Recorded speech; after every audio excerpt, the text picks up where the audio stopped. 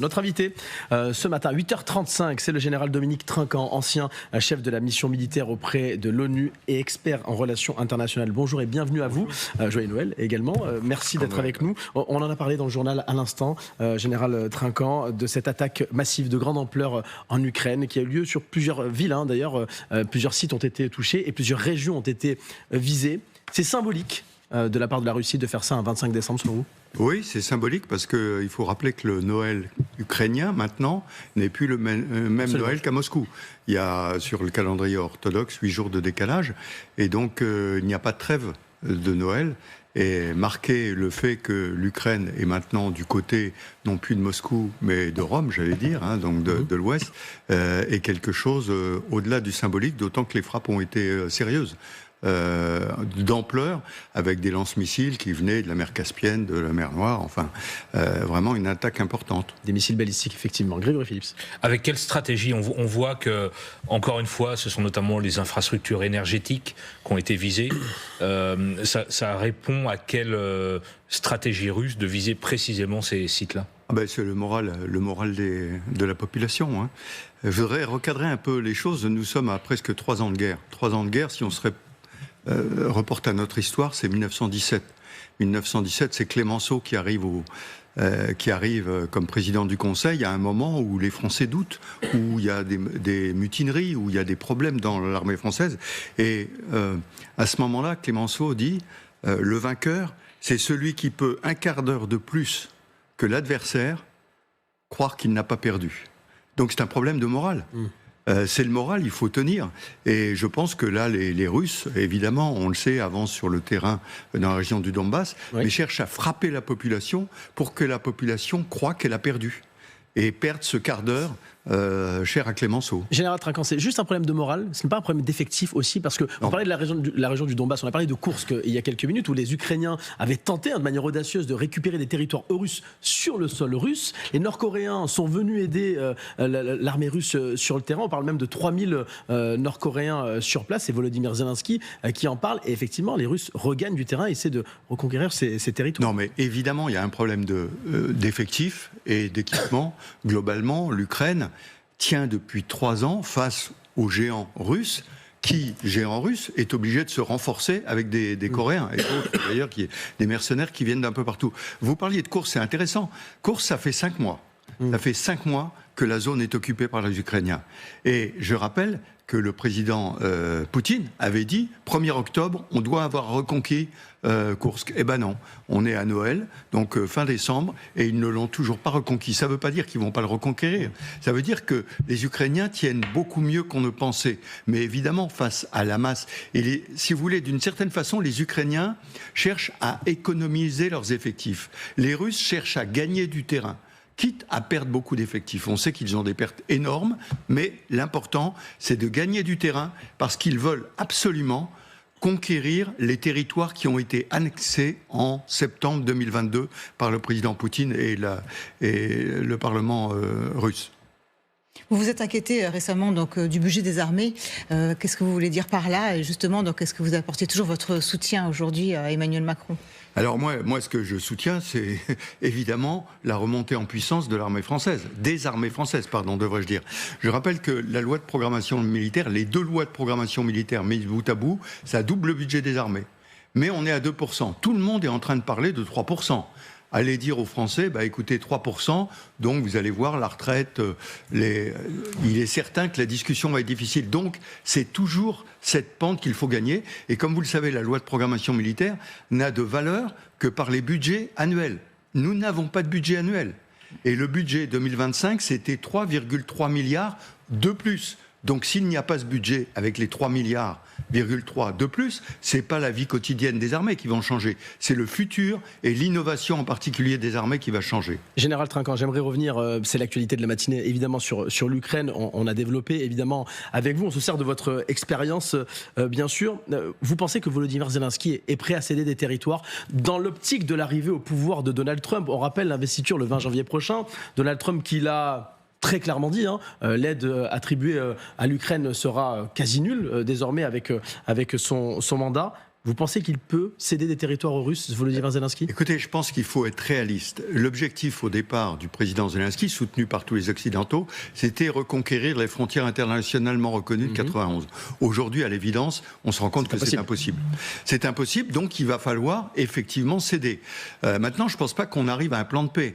Le président Trump veut un cessez-le-feu. Il veut arrêter la guerre. Arrêter la guerre, ça veut dire une ligne de confrontation parce que les Ukrainiens ne pourront pas reconquérir le territoire. Là encore, pardonnez-moi, je reviens toujours à notre histoire. Oui. Nous avons perdu l'Alsace-Lorraine pendant 50 ans. Oui, c'est vrai. Au bout de 50 ans, elle est redevenue française. La Finlande, en 1940, a perdu 10% de territoire qu'elle n'a pas reconquis. Et la Finlande est européenne, au sein de l'OTAN maintenant, et est heureuse dans ce contexte-là. Donc, perte de territoire, peut-être, c'est peut-être le réalisme, peut-être temporairement, mais méfions-nous de ce qui va se passer avec M. Trump. Parce qu'il faut que M. Poutine accepte ce que va dire M. Trump. Je ne suis pas complètement persuadé que M. Poutine va l'accepter. Et là, ça va être un bras de fer, et le leadership américain va être en cause. Si M. Poutine n'accepte pas ce que veut M. Trump. C'est la question que j'allais vous poser. Qu'est-ce que Trump, avec cette nouvelle diplomatie qui est déjà quasiment en cours, même s'il n'est pas encore investi, peut mettre sur la table pour faire céder Poutine? Je pense que ce sont probablement les mesures économiques qui pourront être mises sur la table. Ce sera probablement le fait qu'on ne parlera pas de l'OTAN. Et exit la question de l'Ukraine dans l'OTAN. Oui, je pense. L'Ukraine, de toute façon, rentrera dans l'Europe. Et ça, M. Poutine méprise tellement l'Europe qu'il n'y regardera pas. En revanche, l'OTAN, oui. Mais vous savez, il y a un mécanisme qui est intéressant. On parlait de cessez-le-feu tout à l'heure. On a beaucoup parlé de troupes européennes pour observer, maintenir ce cessez-le-feu. S'il y a des troupes européennes sur cette ligne de confrontation entre les Russes et les Ukrainiens, de facto, les troupes européennes sont protégées par qui? Par l'OTAN. Donc il n'y a pas besoin de parler de l'OTAN pour l'Ukraine. C'est l'OTAN pour protéger les troupes européennes. Pardon, Karim, juste pour poursuivre, est-ce que Trump peut promettre à Poutine de revenir sur la scène internationale en échange d'un cessez-le-feu? Est-ce que dans le deal, puisqu'on sait que Donald Trump est un homme de négociation, est-ce qu'il peut y avoir aussi ça, le retour de Poutine parmi les grands dirigeants mondiaux? Mais là encore, réalise, de facto, à partir du moment où Trump va engager un dialogue avec Poutine, il reviendra sur la scène internationale. De facto. Alors après ça, tout ceci se diluera sur des années. Monsieur Poutine n'est pas éternel, il a 72 ans, je crois. Allez, encore peut-être 10 ans, mais tout ceci va se... Et puis, il faut savoir qu'en Russie, il y a un certain nombre de gens, je parle des oligarques, qui regardent tout ça et qui disent à quel moment Poutine va devenir dérangeant et à quel moment nous aurons intérêt à traiter avec l'Occident, parce qu'on se fera beaucoup plus d'argent avec un accord avec l'Occident. On ferme le volet ukrainien. Je voudrais parler avec vous ce matin du Proche-Orient. Je rappelle que vous avez été à la tête d'un bataillon au Liban en 1992. Parlons de la Syrie, qui a donc été libérée du régime de Bachar al-Assad. Les nouveaux maîtres de Damas, aujourd'hui, promettent l'ouverture, promettent de respecter les différentes minorités. On a vu que certains chrétiens de Syrie étaient révoltés après que des sapins aient été brûlés sur le sol syrien. Le pouvoir en place explique aujourd'hui respecter les minorités. Vous y croyez, vous? Alors, je ne crois pas les paroles, je ne crois que les actes. Et je trouve que nous sommes le jour de Noël. Noël, c'est l'espérance. Donc il faut espérer. Et pour la nativité, moi j'ai beaucoup apprécié, on voyait sur les images tout à l'heure, ces chrétiens qui manifestaient. C'est maintenant qu'il faut manifester. C'est maintenant qu'il faut marquer le terrain vis-à-vis des djihadistes, qui ne sont pas tous, mais marqués, que ces chrétiens syriens sont syriens et qu'ils veulent qu'on respecte leur foi et leur religion.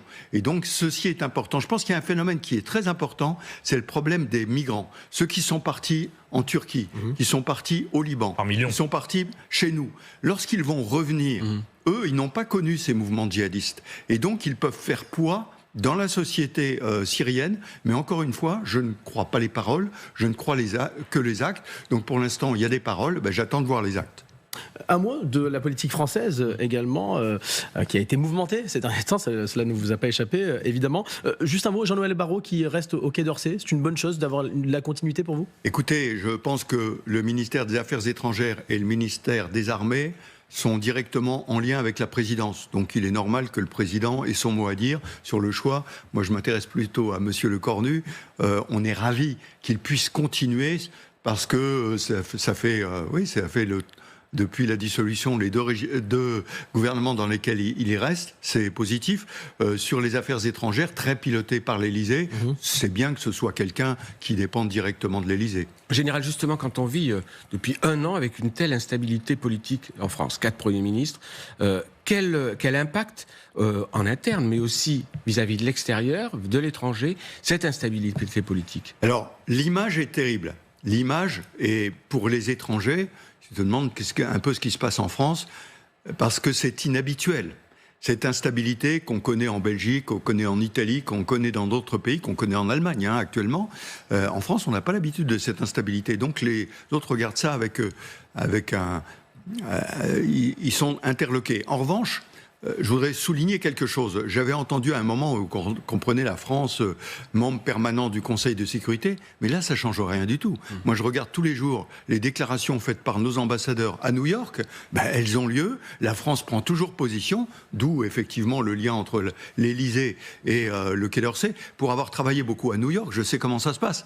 Vous ne vous adressez pas au Parlement, vous ne vous adressez pas au Sénat, vous vous adressez à l'Élysée, et enfin, par le biais du Quai d'Orsay, vous vous adressez à l'Élysée. Et donc, le circuit fonctionne toujours. Ce que vous dites, Général, c'est qu'en fait, institutionnellement, ça ne change rien, mais il y a quand même un affaiblissement sur la scène internationale de la parole de la France. Sur l'image, c'est une évidence. C'est une évidence en particulier parce que c'est inhabituel.